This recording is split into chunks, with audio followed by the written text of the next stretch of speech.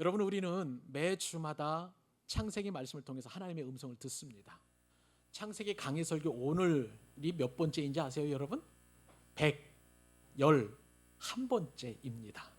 특별히 우리가 한 서너 주 전부터 하나님께서 이 야곱의 내 아내를 통해서 또 12아들을 낳고 12지파를 형성해가는 그 과정을 통해서 우리가 많은 은혜를 받고 있는데요. 그 12아들들 모두가 다 정말 이스라엘의 12지파의 조상이라고 여기기에는 미흡하고 부족하고 인격적으로나 또 여러 가지 신앙적으로나 도저히 우리에게 도전을 줄 만한 그런 어떤 사람들이 아니었던 것. 그럼에도 불구하고 그들을 믿음의 사람으로 족장으로 세우시고 또 지파장으로 세우신 그 하나님의 은혜가 너무나 크다는 사실을 우리가 알고 있습니다. 저는요, 이렇게 한 편의 설교를 준비하기 위해서 많은 책들을 섭렵하게 되는데, 이번 주에는 제 손에 유난히 딱 들어오는 책이 한 권 있었어요. 한 20여 년 전쯤에 출판된 책이었는데, 리덴트 칼리지에서 실천신학 교수님으로 섬기시는 폴 스티븐스라는 교수님이 쓴 내 이름은 야곱입니다. Down to Earth Spirituality라는 그런 제목의 그 책을 좀 짚고, 제가 예전에 읽었고 은혜를 많이 받았던 책이었는데 그 책을 이번에 다시 꺼내 읽으면서 참 큰 도전과 은혜를 받게 되었습니다. 참고로 이 폴 스티븐스 교수님을 제가 조금 더 소개를 해드린다면, 무려 30여 년 동안 선교사와 그 다음에 목회자로 섬기시다가 이제 이 리젠트 칼리지에서 실천신학 교수로 그렇게 초빙을 받아서 신학생들에게 이제 가르치게 되었는데, 주로 내용은 어떤 내용을 가르쳤냐면 일상생활에서 스피리추얼리티, 영성이죠. 일상 영성에 관련된 그런 어떤 과목을 가르쳤던 것을 보게 됩니다. 자, 이분이 30년 동안 연구를 했어요. 그러면서 이분이 만들어낸 용어가 하나 뭐냐면 생활 영성이라는 거예요. 일상생활에서의 영성, 참 독특한 그런 어떤 신학적인 그 발견을 탐구하고, 그리고 이것을 학생들에게 가르쳤을 뿐만 아니라 일터신학이라는 또 용어도 만들어서 이분이 또 신학생들에게 가르쳐 주셨습니다. 이 일터신학이라는 것은 마켓플레이스 theology라는 그런 어떤 그 분야인데요. 쉽게 말하면은 우리가 일터나 또 삶의 현장에서 하나님과 더불어 사는, 그리고 또 그 영성을 추구하는 그런 삶을 이제 가리키는 것이죠. 우리가 바쁜 일상을 살다 보면은요, 우리가 영성을 있는 삶을 산다는 것은 굉장히 쉽지 않습니다. 그런데 이분이 그렇게 가르치면서 많은 그런 어떤 목회자들 될 분들에게 그렇게 또 영향력을 미친 그런 귀한 분이십니다. 이분과 만났던 어떤 한 목사님의 이야기를 제가 듣게 되었는데요. 이분이 폴 스티븐스 교수님하고 악수를 한번 했더랍니다. 근데 이 폴 스티븐스 교수님의 손이 어떠냐면 굳은 살이 배겨가지고요, 딱딱하다는 그런 어떤 그 간증을 한 거예요. 이분이 왜 그런가 얘기를 들어보니까 좀 기가 막힙니다. 거의 한 수십 년 동안 목수일을 했다는 거예요. 예수님이 목수이듯이 이 폴 스티븐스 교수님도 목사로서, 그리고 선교사로서, 교수로서 계속 나무를 가지고 또 그 다음에 집을 짓는 그런 일을 하셨다는 거예요. 그러니까 이분이 그냥 가르치는 것뿐만 아니라 그런 어떤 생활 영성, 마켓플레이스 theology, 그러니까 일터의 어떤 신학을 몸에서 체험하면서 그렇게 가르쳤던 그런 분인데요. 근데 이분이 또 놀라운 것은 뭐냐면 야곱을 연구를 하셨는데 무려 40년 동안 연구를 하셨다는 거예요. 그 40년 동안 연구해서 낸 책이 내 이름은 야곱입니다 라는 그런 책이었습니다. 근데 그 책 내용 가운데 제가 잊혀지지 않는 그런 내용이 있어요. 폴 스티븐스 교수님이 이렇게 글을 쓰십니다. 야곱, 그는 우리 중 하나다. 야곱에게는 우리와 같은 연약함, 동경, 갈망, 모호함, 그리고 궁핍이 있다. 야곱은 잘 다듬어진 그 성인, 세인트죠. 성인이 아니라 하나님의 은혜가 닿은 진짜 죄인이다. 종교 활동이 아니라 삶 가운데서 하나님을 발견하고 하나님께 발견된 자다라고 이렇게 통찰을 했습니다. 그러면서 이분이 또 이렇게 이야기를 해요. 창세기의 절반을 차지하는 그 야곱 이야기는 당신과 내가 하나님과 발견되고 생명으로 가득 차기 위해서 어떤 다른 장소에 있거나 다른 가정에 있거나 혹은 다른 조직에 있거나 다른 특별한 관계를 맺을 필요가 없다라고 이렇게 이야기했는데요. 이 말이 저에게는 어떻게 다가왔냐면 내가 살고 있는 그 현장, 내가 살아가는 그 가정, 내가 일하는 그 일터가 바로 하나님을 만나는 장소 혹은 성전이다라고 그렇게 이야기를 한다는 것인데, 이 기가 막힌 통찰이 제 마음에 깊은 울림을 주게 되었습니다. 여러분, 내가 가정에서 설거지하면 그게 하나님을 만나는 장소라는 거예요. 믿으시면 아멘. 여러분들이 매일매일 이제 가게를 열고 사업장을 경영하고 또 직장에 가서 출근을 하시고 그리고 누군가를 섬기는 그런 일의 그 장소가 바로 하나님을 예배하는 곳, 하나님을 만나는 곳, 그 현장이라고 이야기하니까 참 깊은 마음의 감동이 있었던 것입니다. 그냥 저처럼 목회자, 전적으로 목회 일에 전념하는 것이 하나님의 일이 아니고, 또 저처럼 구별되이 제 목양실에서 큐티하고 또 성경을 읽고 기도하고 그런 것들 뿐만 아니라 우리의 일상의 모든 현장이 바로 하나님을 만나는 장소다라고 이야기하니까 깊은 울림을 주는 통찰이라고 할 수가 있을 것입니다. 여러분, 이 폴 스티븐스 교수님이 하는 이야기가 뭐냐면요, 그렇게 인생을 산다면 분명한 것은 하나님께서 야곱을 붙잡으셨고요, 또 야곱은 하나님께 붙들림 받은 그런 삶을 살게 될 거라고 약속하신 거예요. 그리고 무엇보다도 그 야곱을 하나님 나라의 귀한 믿음의 족장으로 삼아주신 하나님의 위대함이 놀랍다라고 그렇게 이야기하고 있는 것입니다.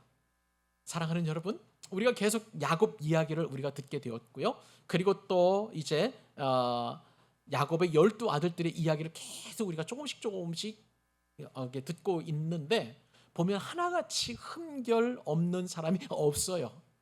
믿음의 사람이라고 하기에는 정말 우리가 객관적으로 놓고 보면 단 한 사람도, 야곱을 포함해서 그 어떤 사람도 하나님의 그 믿음이라는 그 기준점 혹은 다림줄에 다리어보고 또 그것을 또 재어본다면 누구나 다 함량 미달이고 자격 미달이라는 사실을 알게 됩니다. 그런데도 불구하고 말씀을 드린 대로 모두가 다 하나님 나라의 거룩한 일꾼이요, 또 이스라엘의 12지파의 또 지파장들이 되었던 것을 알게 됩니다. 자, 이러한 전제를 우리가 놓고 오늘 본문 말씀을 보니까 참 그 은혜가, 하나님의 은혜가 더 두드러지게 제 눈 가운데 다가온 것을 보게 돼요. 여러분, 오늘 본문에서 이제 나중에 레아가 이렇게 고백을 합니다. 6째 아들을 낳고 하나님께서 나에게 후한 선물을 주시도다, 그렇게 표현하는 거예요. 제 눈에 확, 이게 여러 말씀 가운데 후한 선물이라는 것이 제 눈에 확 들어온 것을 보게 됩니다. 자, 이 후한 선물이라는 것은 뭐냐면 원어적으로 보니까 선하다, 충실하다는 그런 의미가 있어요. 제가 보기에는요, 이 후한 선물이라는 것이 하나님 입장에서 보면 선한 선물이고 충실한 선물이 됩니다. 또 이 후한 선물이라고 할 때 이 후한이라는 뜻에는 또 어떤 그 뜻이 있냐면 기쁘다, 형통하다라는 그런 뜻도 있어요. 그것을 레아 입장에서 보면, 사람 입장에서 보면 그것은 하나님께서 주신 선물이므로 기쁜 선물이고 그리고 형통한 선물이 된다는 것을 제가 또한 묵상하게 되었습니다. 근데요, 이렇게 후한 선물이라고 고백한 고백의 그 주체자가 누군지 아세요, 여러분? 라헬일까요, 레아일까요? 레아예요. 여러분, 레아는 어떤 사람이에요? 늘 여동생 라헬과의 그런 어떤 출산 경쟁에서 늘 패배한 사람이에요. 남편의 사랑을 조금도 받지 못하는 마음이 헛헛하고 공허롭고 외로운 그런 어떤 사람인데, 이 레아의 입에서 하나님께서 나에게 후한 선물을 주시도다라고 고백했다는 거예요. 레아가 이렇게 고백했다면 우리도 얼마든지 그런 고백을 할 수 있을 것입니다. 하나님께서 레아에게 이처럼 후한 선물을 주셨다면 저와 여러분에게도 얼마든지 후한 선물을 주실 줄로 믿습니다. 여러분, 우리는요, 이 후한 선물을 받을 자격은 없습니다만은, 그러나 레아가 이렇게 하나님 앞에 고백했던 것처럼 우리도 이런 고백을 할 수 있어야 될 거예요. 여러분, 오늘 말씀을 잘 들으면은요, 이 말씀을 통해서 저와 여러분들도 레아처럼 하나님이 후한 선물을 주시도다라고 고백할 수 있을 거예요. 자, 그러면 여러분, 후한 선물이란 도대체 무엇이며 어떻게 하면 또 우리가 후한 선물을 받을 수 있을지 세 가지 교훈 우리가 살펴보면서 저와 여러분의 마음에 금강성 철필로 이 귀한 교훈들을 새길 수 있기를 주님의 이름으로 축복합니다. 자, 그러면 어떻게 하면 우리가 후한 선물을 얻을 수 있을까요? 첫 번째 교훈입니다. 그것은 뭐냐면 인간적인 해결책 대신에 하나님의 오른손을 붙들라. 다른 거 다 잊어버려도 괜찮아요. 하나님의 오른손을 붙들라. 요거 하나만 여러분 붙잡으셔도 정말 큰 후한 선물을 주시도다라고 고백할 수 있게 될 줄로 믿습니다.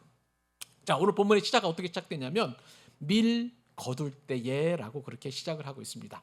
밀 거둘 때라는 것은 여러분, 우리가 이제 얼마 전에도 이제 맥추절 감사를 하나님 앞에 올려드렸는데 그 맥추절을 말하는 거예요.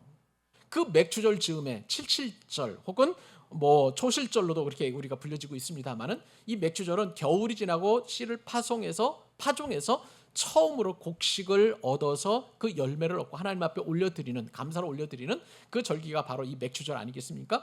그 맥추절에서 일어난 사건이라는 것을 우리가 염두에 두고 오늘 말씀을 봐야 되는데요. 특별히 맥추절에 야곱과 그 가정들은 들에서 많은 그런 어떤 밀을 거두었을 것입니다. 그런데요, 이 가정에서는 결실을 얻지 못한 그런 일이 벌어지고 있었다는 사실이에요. 오늘 본문 14절 15절 여러분과 저와 다시 한번 또 읽으면서 같이 은혜를 나눕니다. 읽겠습니다. 시작. 때에 르우벤이 나가서 들에서 합 한 채를 얻어 그의 어머니 레아에게 드렸더니 라헬이 레아에게 이르되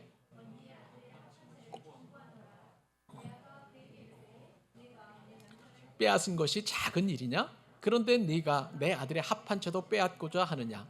라헬이 이르되 그러면 언니의 아들의 합 한 채 대신에 오늘 밤에 내 남편이 언니와 동침하리라 하니라. 아멘. 여러분, 이게 참 가정이 기가 막힌 문제들이 계속 일어나고 있어요. 지금 레아와 라헬의 그 자녀 출산에 대한 경쟁이 계속 이어지고 있는 거 여러분 아세요? 지금 3차 전쟁, 오늘 본문에서는 돌입하게 되었습니다. 처음에는 레아와 라헬과 레아 사이에 전쟁이 일어나게 되었어요. 자, 그런데 제2차 전쟁, 이게 1차 전쟁이죠. 2차 출산 경쟁은 뭐냐면 서로의 몸종도를 남편에게 바쳐가지고 또 아들을 낳게 된 거예요. 이것이 2차 전쟁이에요. 그리고 나서 이제 르우벤이 나가서 들에 나가서 합 한 채를 거두어 드리게 되었는데, 이 합 한 채를 가지고 라헬이 얘기하는 것이 그 합 한 채 좀 나 좀 줘. 나도 좀 아기 좀 낳게. 그랬더니 레아가 발끈하죠. 무슨 이제는 남편까지 빼앗던 이제는 이런 어떤 합 한 채로 아들까지 빼앗으려 하는, 이렇게 이제 화를 내는 그런 장면이 오늘 본문 가운데 기록되어 있는 것이죠. 자, 여기서 이제 우리가 주목해야 될 그런 어떤 그 단어가 바로 합한채라는 그런 식물인데요.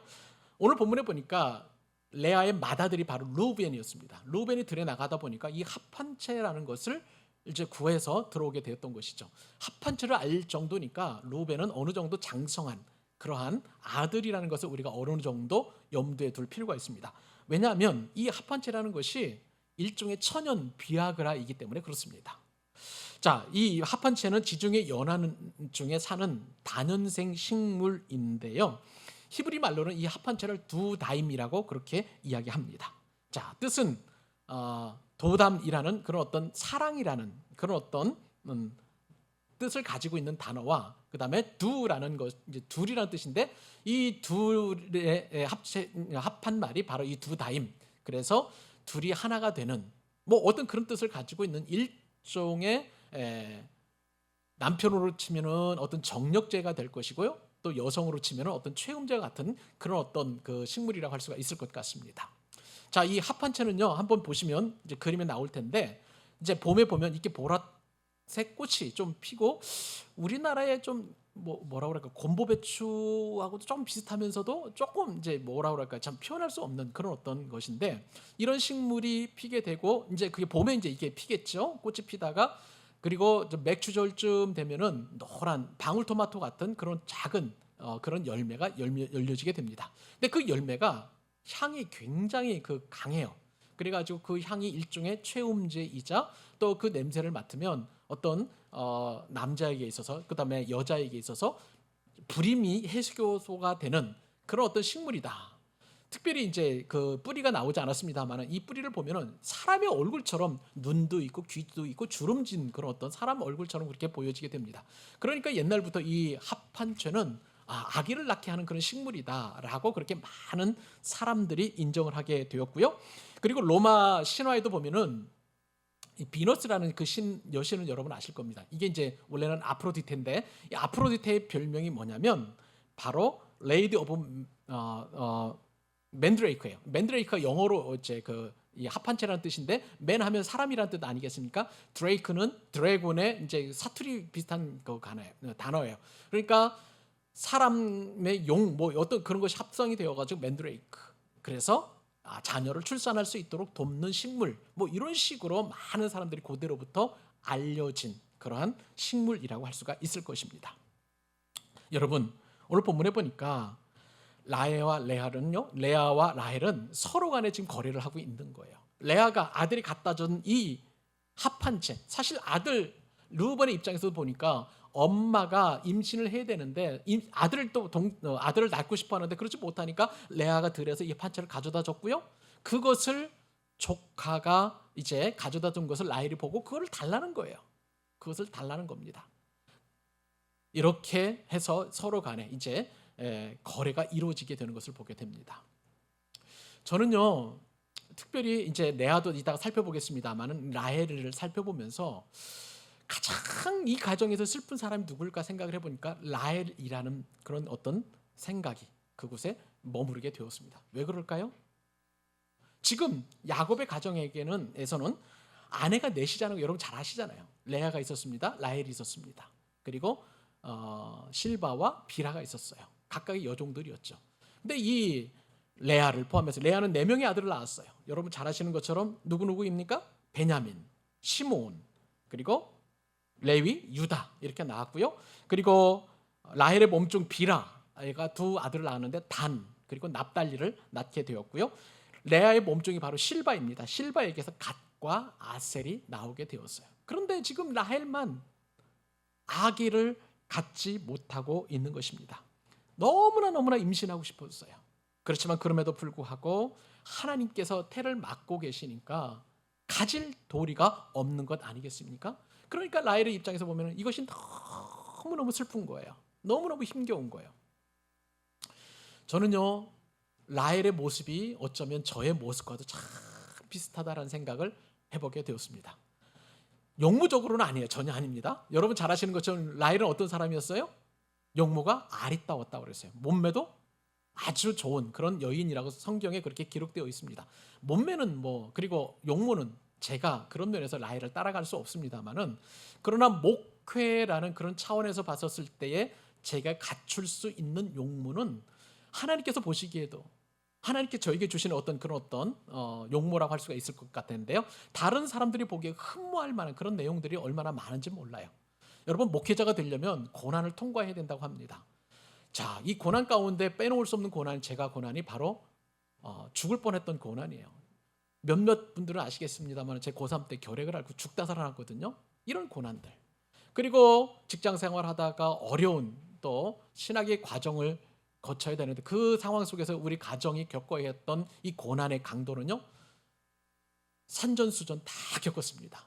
그리고 심해전도 겪었고요. 우주전까지 치르고 공중전까지 치른 그런 어떤 고난을 통과했다고 보여져요. 저는 목회를 정말 잘하고 싶었습니다. 그래서 정말 그 목회를 위해서 설교를 정말 잘하고 싶어가지고요. 설교에 관련된 신학교에서 최고의 또 학위도 받게 되었고 어디 그뿐입니까? 또 한국교회에서 내놓으라 할 만한 그런 교회에서 또 섬기게 되면서 목회 수업을 잘 받게 되었던 것이죠. 또 인격적으로나 아니면 성품적으로나 성격적으로 볼 때에 제가 그렇게 못난 사람인가 생각을 해볼 때 자평을 해봤는데 그렇게 제가 욕먹을 짓은 잘 안 하고 다니는 사람인 것 같습니다. 그래서 칭찬을 받고 또 그다음에 그 격려를 받긴 했었어도 그렇게 또 인격적으로 모나가지고 다른 사람들을 어렵게 만들거나 또 제가 또 나쁜 생각을 품어가지고 다른 사람들을 힘들게 하거나 그런 적은 없었던 것 같아요. 그런 면에서 봤을 때에 라헬과 참 비슷한 면이 용모적으로 볼 때에 목회에 관련된 용모적으로 볼 때 비슷하다고 생각이 되는데 그런데 교회가 자꾸 나름대로 부응이 되지 않는다는 그런 면에서 보면 제 나름대로 라헬의 그 심정이 마음에 와 닿은 거예요. 여러분 라헬이 그 가정 속에서 얼마나 외로웠을까 한번 생각을 해보시기 바랍니다. 저 역시도 마찬가지예요. 제 아내도 가장 가깝습니다만은 제 아내에게도 못하는 그런 외로움과 고독감이 있어요. 그리고 제 마음이 늘 유리와도 같아가지고 굉장히 쉽게 금이 가고 깨지는 경우가 많이 있는 것을 보게 됩니다. 누군가 아프시면 또 누가 교회를 안 나오시면 혹시 시험에 드시지 않았는지 편찮으시지 않은지 늘 또 성도님들을 위해서 걱정이 되고요. 또 어떤 일이 생기게 된다면 그 부분에 대해서 마음을 쏠리게 되면 제 마음이 너무나 아프다는 것을 많은 분들은 뭐 모르겠습니다. 아시는지 모르겠습니다만 저는 늘 그런 부분이 없잖아요. 있어요. 그리고 목사라는 것이 이게 갑이 아니라 늘 을이더라고요, 보니까. 그래서 참 어려운 말, 힘든 말을 들어도 그것에 대한 반응도 제대로 잘 못하고 또 그렇게 또 수견하면서 내가 정말 하나님 앞에 난 부족하다라고 그렇게 스스로 이렇게 해석해내고 또 그다음에 그 삼키려니까 제 마음이 얼마나 아픈지 몰라요. 어떤 때는 보면 또 이 강대상에 올라오기까지 설교하는데 또 어떤 뭐 성도님이 오늘 뭐 못 오십니다라고 하면은 그것도 좀 마음에 걸리고 정말 또 어떤 환경적으로나 상황적으로 이 뭐 설교 한 편 하는 것이 쉽지 않다. 그것이 참 그 은혜가 필요하고 또 도움이 필요하다는 것을 알게 되는데 이런 것들이 뭐 남에게는 이야기하지 못하지만 제 마음 가운데 그런 고독으로 남게 되는 것이죠. 그러다 보니까 라헬이 느꼈던 그 가정에서 느꼈던 그 고독감이 저한테 확 밀려오면서 그 어떤 감정이입 내지는 또한 어떤 사명의 이입 이런 것들이 다 라헬과 참 비슷하다는 그런 생각을 하게 되었습니다. 여러분, 라헬은 심정적으로 동정이 됐지만요 그 다음부터는 제가 공감이 되지 않아요. 무슨 말입니까? 라헬은 지금 아기를 낳기 위해서 어떻게든지 간에 이 문제를 돌파하기 위해서 해결책을 찾는데 어떤 해결책을 찾냐면 인간적인 그 계산, 내 끝판왕인 합한채를 자기 언니에게 요구하고 있는 것을 보게 됩니다. 라헬은 지금까지 아기를 낳기 위해서 남편에게 막 험담을 했어요. 나에게 아기를 좀 달라. 그러니까 야곱이 하는 얘기가 내가 무슨 아기를 낳게 하는 사람이냐, 뭐 그러니까 존재냐, 그러니까 하나님도 아닌데 어떻게 내가 아기를 낳겠느냐. 그러면서 이제 부부싸움 첫 이루어지게 됐잖아요. 그러면서 또 레아와 계속 그렇게 싸우다가 안 되니까 몸종까지도 그렇게 바쳐가지고 아들을 낳으려고 했고 이제는 마지막으로 합한 채를 나에게 달라까지 요구하는 것을 보게 됩니다. 인간적인 모든 해결책을 다 동원하는 라헬의 미성숙한 불신앙적인 모습을 우리는 눈을 통해서 오늘 본문을 통해서 우리가 알게 됩니다. 여러분, 우리는 합한 채를 요구하지 않을까요?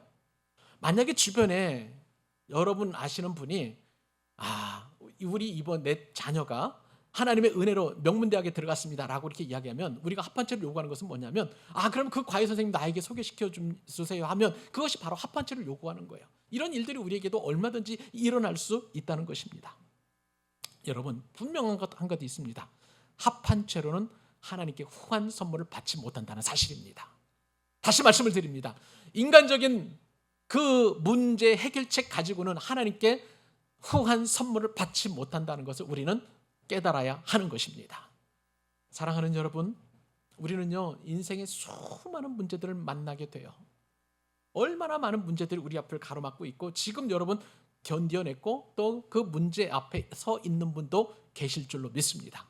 그러한 문제 앞에서 우리가 계속 인간적인 해결책들을 찾게 된다면 그 누구도 우리는 그 문제를 해결할 수 없는 거예요. 이 인간의 문제가 해결되는 유일한 방법은 우리가 죽는 수밖에 없습니다. 죽으면 그런데 우리가 이런 모든 문제에서 우리가 해결이 되게 되는데 근데 우리가 하나님께서 정해진 기간도 아니라 내 스스로 그런 어떤 죽음의 문제에 직면하게 된다면 문제는 더 악화되는 거예요. 왜냐하면 이 문제 앞에서 내가 지금 겪고 있는 그 문제가 영원토록 계속되기 때문에 그것은 정말 해결책이 아니라는 사실이에요. 결국은 우리가 합한체 대신에 인간적인 해결책 대신에 붙잡아야 될 것은 하나님의 오른손입니다. 믿으시면 아멘. 왜냐하면 그 하나님의 오른손은 우리의 구원이고 우리를 구원하실 전능하신 손이기 때문에 그런 거예요. 여러분 시편 118편에 보면 그 하나님을 이렇게 표현하고 있습니다. 여호와께 피하는 것이 누구에게 피하는 것이에요? 여호와께 피하는 것이 사람을 신뢰하는 것보다 나으며 또 여호와께 피하는 것이 고관들을 신뢰하는 것보다 낫도다. 우리를 도와줄 만한 그 어떤 사람들보다도 하나님께 피하는 것이 낫다는 거예요. 먼 나라가 나를 에워쌌으니 사방의 모든 문제들이 내 앞을 싹 에워 둘러쌌어요. 우겨쌈을 쌓았어요.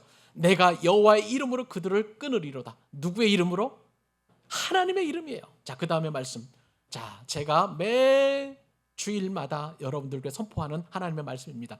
같이 한번 읽어볼까요? 여호와는 나의 능력과 찬송이시여 또 나의 구원이 되셨도다. 의인들의 장막에는 기쁜 구원의 소리가 있으며 여호와의 오른손이 권능을 베푸시며 여호와의 오른손이 높이 들렸으며 여호와의 오른손이 권능을 베푸시는도다. 사랑하는 여러분, 하나님 붙드십시다. 하나님의 이름을 의지하십시다. 그리고 하나님의 오른손을 붙드십시다. 그것이 저와 여러분이 모든 문제를 해결받는 그런 하나님의 축복의 방법이고요, 우리가 그리할 때에 후한 선물을 받게 될 줄로 믿습니다. 두 번째 교훈입니다. 어떻게 하면 우리가 후한 선물을 받게 될까요? 두 번째는요, 상황 때문에 낙심하지 말고 뒤에 말씀에 방점이 찍어야 됩니다. 기다리라. 따라서 해보십시다. 기다리라. 기다리라. 여러분, 레아와 라헬은 지금 남편을 두고 흥정하고 있습니다. 시기와 질투로 출산 경쟁을 시작했죠. 그리고 몸종까지 서로가 야곱에게 바쳐서 그렇게 아들을 낳게 했습니다마는 이제는 남편을 놓고 서로 거래하는 장면을 오늘 본문에서 보게 됩니다. 오늘 15절 말씀 다시 한번 읽어볼까요? 자, 시작. 레아가 그에게 이르되 네가 내 남편을 빼앗은 것이 작은 일이냐? 그런데 네가 내 아들의 합한 채도 빼앗고자 하느냐? 라헬이 이르되 그러면 언니의 아들의 합한 채 대신에 오늘 밤에 내 남편이 언니와 동침하리라 하니라. 아멘. 여러분, 레아는요 지금 아들을 넷을 낳았습니다. 그럼에도 불구하고 야곱의 마음을 얻지는 못한 것이에요. 그런데도 자신이 손수 배 아파 내 아들을 낳고 자식의 몸종 실바를 통해서 두 아들을 낳으면서 레아가 점점점 바뀌고 있는 모습을 보게 되는데, 그것은 뭐냐면 믿음이 조금씩 성장하고 있었다는 거예요. 그 증거가 아들의 이름 가운데 있습니다. 여러분, 레아가 첫 아들을 낳고 그 아들의 이름을 루벤이라고 지었죠. 루벤 이름이 뭐라고요? 보라, 내 아들이라는 거예요. 자, 인간적인 어떤 그 의욕의 표현이었어요. 의지 표현이었어요. 봐, 지금 내 아들이야라고 그렇게 자랑하듯이 루벤의 이름을 지었습니다만, 근데 둘째 아들부터는 이름이 좀 달라요. 하나님과 연관이 됩니다. 둘째 아들 시므온이죠. 하나님이 들으셨도다. 셋째 아들이 누구라고요? 레위예요. 레위는 연합하리로다. 하나님과 연합이라는 거예요. 넷째 아들은 누굽니까? 유다예요. 찬송하리로다. 그 뜻이에요, 그게. 그리고 이제 레아가 몸종 실바를 이제 야곱에게 보내서 두 아들을 낳게 되었죠. 그러면서 첫 번째 아들을 낳은 것이 이제 가시인데 복되도다. 하나님으로 복을 받았다는 거예요. 그리고 아셀입니다. 아셀은 지난 시간에 설명해 드렸던 것처럼 기쁘도다. 기쁨이라는 뜻을 가지고 있습니다. 여러분, 그 아들의 이름이 점점 하나님과 연관되면서 레아의 믿음이 아들을 낳게 되면서 계속 하나님께로 나아가는 레아의 믿음의 성장을 우리가 보게 되는 거예요. 반면에 라헬은 어떻습니까? 초지일관이에요. 남편의 사랑을 충만히 받았는지는 모르겠습니다만, 그런데 문제는 뭐냐면 라헬은 계속 그 믿음이 성장하지 못했어요. 오히려 추구하는 것은 인간적인 방법, 인간적인 해결책들을 계속 추구하는 것을 보게 됩니다. 남편과 싸우질 않습니까? 언니와 다투질 않습니까? 그러면서 또 그 라헬이 먼저 자기 몸종 비라를 남편에게 갖다 바치고 이런 일들을 계속하면서 지금은 또 합한 채까지도 요구하는 것을 보게 됩니다. 자, 이런 상황에서 레아가 보인 반응을 보니까 어떤 반응을 보이게 됐냐면, 레아가 이렇게 얘기를 합니다. 네가 내 남편을 빼앗은 것이 작은 일이냐? 이게 무슨 뜻이냐면요, 야곱은 내가 먼저 결혼해서 원래 나는 첫 번째 아내야. 내가 조강지처야. 그리고 야곱이 싫었으면 나로부터 아들을 4명과 그리고 내 몸종으로부터 2를 얻을 수 있을 것인가? 아니라는 거예요. 내가 조강지처이고 내가 본처이고 내가 먼저 아내된 사람이라고 당당하게 지금 라헬에게 따지고 이야기하고 있는 것을 보게 됩니다. 저는요, 이러한 레아의 말이 예전에는 그냥 계속 라헬의 말이라면 내가 남편의 사랑도 못 받는 뒤룽박 그런 어떤 팔자라고 생각을 해서 그런지 모르겠습니다만 계속 라헬에게 주눅들어 있었었는데, 오늘 본문에서만큼은 아니라는 거예요. 정정당당하게 그리고 강하게 라헬에게 반격하는 레아의 모습을 보게 됩니다. 저는 이것을요, 하나님을 더 깊이 만나게 되면 우리 가운데 있는 정체성이 회복된다는 것으로 해석을 하고 싶습니다. 우리가 하나님을 자꾸 만나고 깊이 만나고 더 은혜롭게 만나게 되면은요, 내 마음 가운데 내가 비록 가난하고 내가 비록 병들고 내가 비록 나이가 많고 내가 비록 가진 건 없을지라도 내가 하나님의 자녀야. 나는 하나님의 은혜 받는 사람이야. 나는 하나님께서 나와 동행하시고 나를 도와주시는 분이시야 라는 그런 확신이 생겨서 모든 일에 강하고 담대한 믿음을 가지고 일을 진행할 수 있다는 사실이에요. 저와 여러분이 그렇게 하나님에 대한 정체성을 가질 수 있기를 주님의 이름으로 축복합니다. 그런데 여러분, 이것보다도 더 오늘 본문에서 하나님께서 우리에게 주시는 말씀이 있는데, 그 교훈은 뭐냐면 믿음에 대한 정의예요. 믿음은요, 기다림이라는 것을 우리가 알게 됩니다. 우리에게 후한 선물을 주시기로 하나님께서 이미 예정해 놓으셨어요. 그냥 우리가 그것을 믿지 못하기 때문이에요. 내지는 우리의 영적인 눈이 열려지지 않기 때문에 그런 것입니다. 하나님께서는 우리에게 후한 선물을 주시려고 우리에게 끊임없이 약속을 하시는 거예요. 말씀을 주시고, 또 신앙의 어떤 멘토들을 통해서 격려해 주시고, 또 우리에게 설교를 통해서 은혜를 받게 하시고 계속 말씀해 주시는 것이 그 하나님의 약속 아니겠습니까? 그런데 문제는 뭐냐면, 이런 말씀 끊임없이 하나님께서 우리에게 들려주시는데 우리가 그거를 받아들이지 못하고 우리가 그것을 의심하기 때문에 그런 거예요. 왜냐하면 하나님의 약속, 하나님의 말씀보다도 상황이 우리가 더 크게 보이기 때문에 그런 것입니다. 여러분, 믿음의 조상 여러분 아시죠? 아브라함이에요. 아브라함조차도 기다리지 못했던 것을 우리가 보게 됩니다. 후한 선물은 기다릴 때 주어지는데, 여러분, 하나님께서 아브라함을 부르실 때에 너로 하여금, 내 씨로 하여금 많은 민족이 되게 하시겠다라고 약속해 주셨어요. 그래서 하나님께 부르심을 받고 가나안 땅에 도착을 했어요. 믿음으로 왔어요, 거기까지. 그런데 믿음이 없는 것도 아닌데 그 상황에서 기근이 살짝 드니까 아브라함은 하나님께 기도도 하지 않고 그냥 애굽으로 내려가 버려요. 이 기근의 문제를 해결하기 위해서. 이런 사람이 믿음의 조상이 되었다는 거예요. 그런데 애굽에 내려가면 또 사고를 치잖아요. 자신의 아내를 누이라고, 여동생이라고 이렇게 속이는 거짓말을 하게 되는 것을 보게 됩니다. 이제 1년이 지났습니다. 2년이 지났습니다. 그래도 사라의 배는 배불러 오지 않아요. 하나님께 약속해 주신 그 약속의 자녀가 출생할 기미가 전혀 보이지 않는 거예요. 10년이 지났습니다. 20년이 지났어요. 안 되니까 이제 애굽 여인 하갈을 취해서 인간적인 방법으로 이스마엘을 낳게 되었어요. 여러분, 우리가 하나님의 약속을 믿지 못하고 그냥 간과해버리게 된다면, 이렇게 아브라함처럼 혹은 라헬처럼 인간적인 방법을 취하게 된다면 우리는 후한 선물을 기대할 수 없는 거예요. 이 합한채로 남편을 샀죠? 그러면은 라헬의 계획대로라면 라헬이 아기를 낳았어야 됩니다. 그런데 성경에서 보면 레아가 3명의 자녀를 더 낳게까지, 그 5번째 아들, 6번째 아들, 그리고 딸 디나가 낳기까지 하나님께서 그때까지 라헬에게 자녀를 주지 않으시는 거예요. 조금 더 기다렸다면, 우리는 늘 생각할 때에 참 이만하면 정말 많이 기다렸고 오래 기다렸고 충분히 기다렸다라고 이야기하는데, 근데 하나님의 기다림의 때는 그게 아니에요. 거기다가 조금 더 기다림을 얹게 되면 그때 하나님께서 우리에게 후한 선물을 주십니다. 사랑하는 여러분, 그렇기 때문에 우리는 상황 때문에 낙심하지 말아야 합니다. 상황 때문에 우리가 좌절하지 말아야 합니다. 그리고 또 그 문제 때문에 더 이상 우리가 포기하지 말아야 되고요. 우리에게 후한 선물을 약속해 주실 그 하나님을 기대하면서 기다릴 수 있기를 바랍니다. 기다리는 자에게 하나님은 후한 선물을 주시는 법입니다. 그 축복을 받아 누리는 저와 여러분 되시기를 주님의 이름으로 축복합니다. 마지막 3번째, 어떻게 하면 우리가 후한 선물을 받을 수 있을까요? 그것은 뭐냐면, 이 후한 선물은요, 언제 시작이 되냐면 모든 소망이 끊어진 그때의 후한 선물이 바로 기적으로 나타난다는 사실입니다.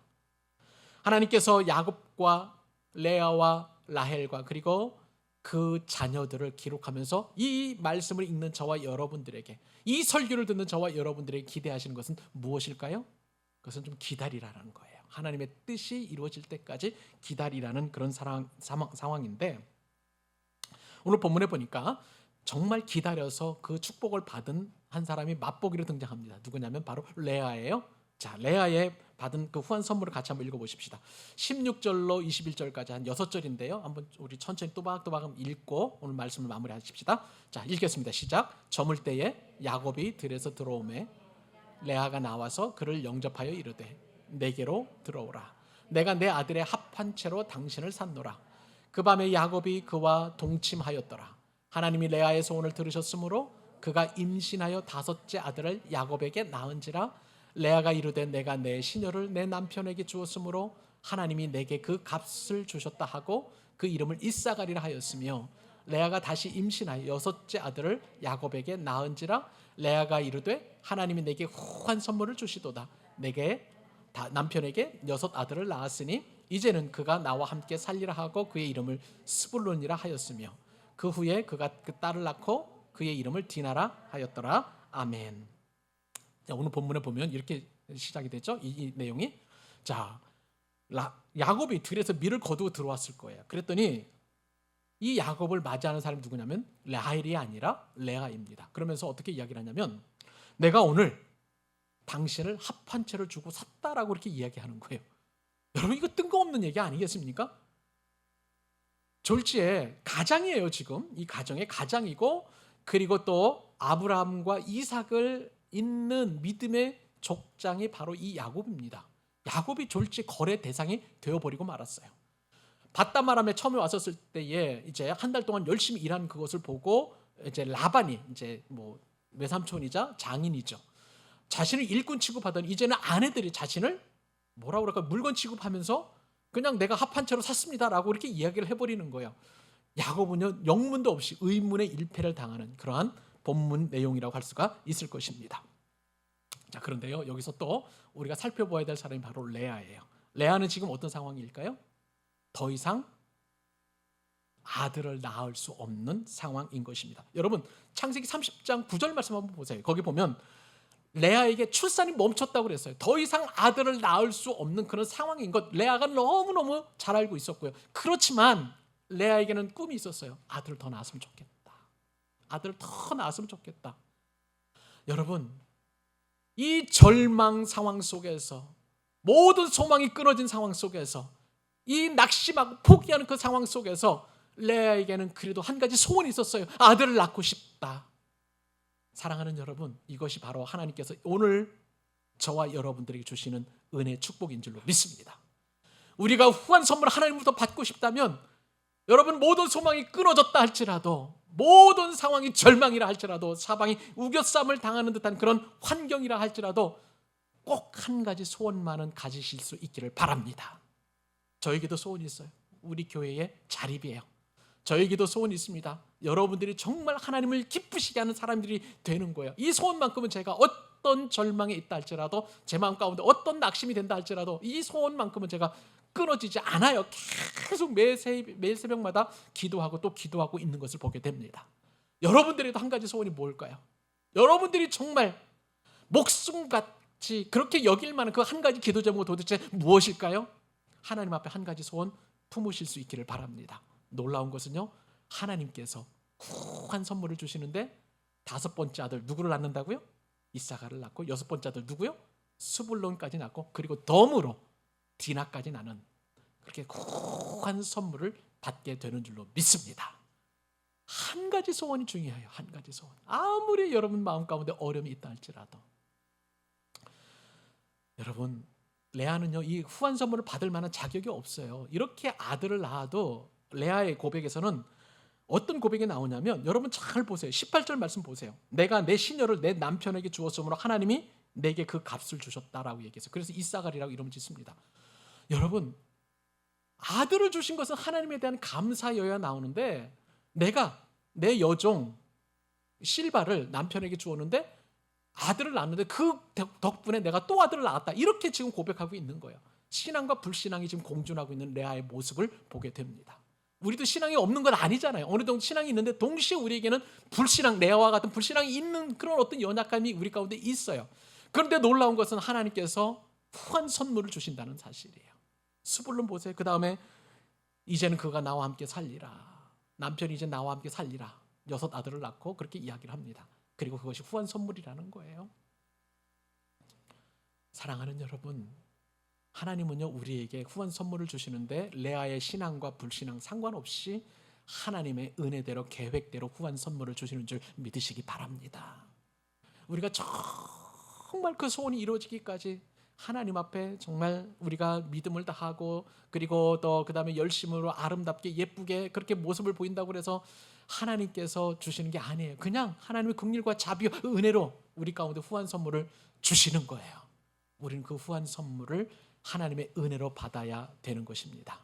그런 은혜와 축복이 있기를 이번 한 주간도 이 후한 선물을 주시는 그 하나님을 그리고 우리 한주 집사님, 유선 집사님 어디 가든지 무엇을 하든지 여러분의 삶의 현장과 그리고 새로운 교회에 가서도 후원 선물을 받는 그런 귀한 가정이 될 수 있기를 우리 주님의 이름으로 축복합니다.